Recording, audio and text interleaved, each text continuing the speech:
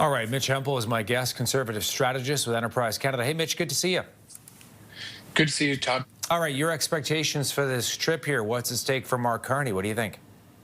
What's at stake for Mark Carney is the beginning of his entire strategy to try and diversify Canada away from the United States.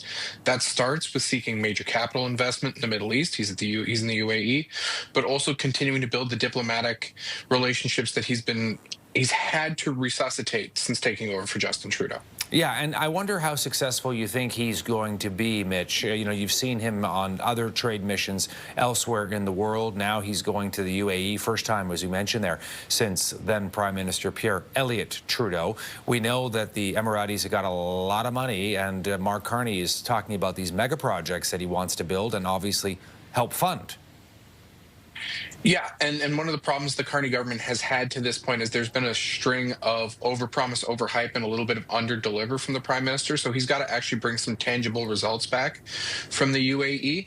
That's going to be the expectation, because there he's mostly talking about capital, he's talking about projects, he's talking about resources. When he goes to the G20 summit in South Africa, that's more of a strictly diplomatic trip. It will be a relationship and a fence-mending exercise.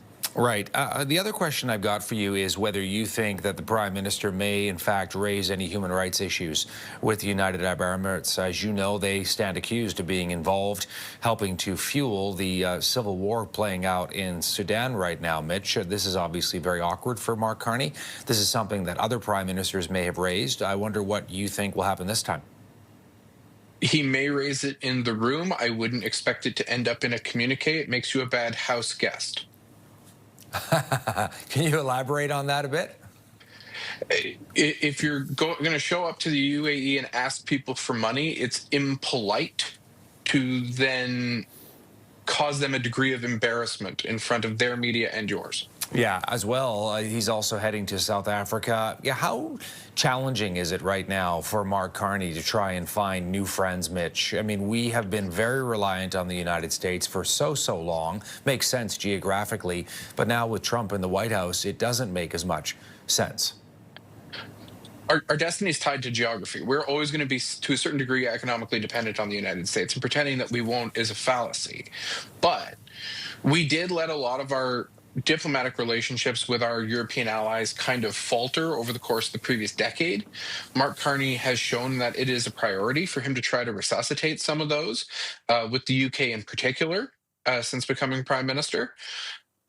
There's a limited amount that the UK can do separated from the EU to help diversify our fortunes. And obviously we have an interim trade agreement with them in place of what we were hoping would be a trade agreement coming out of their departure from the European Union. And I believe we're still waiting to negotiate some final issues on the Canada-European trade agreement as well. So this is why you're saying that Carney needs to start producing wins as soon as possible here, because we're kind of waiting in the wings here for stuff to happen. Yes, we can't keep selling a vision of this country with a diversified economy that is less reliant on the United States without showing what that actually looks like. Hey, Mitch, it's great to see you, and I appreciate you taking the time for us today. Good to see you too, Todd. Yeah, Mitch Heimpel, conservative strategist. He is in Belleville, Ontario.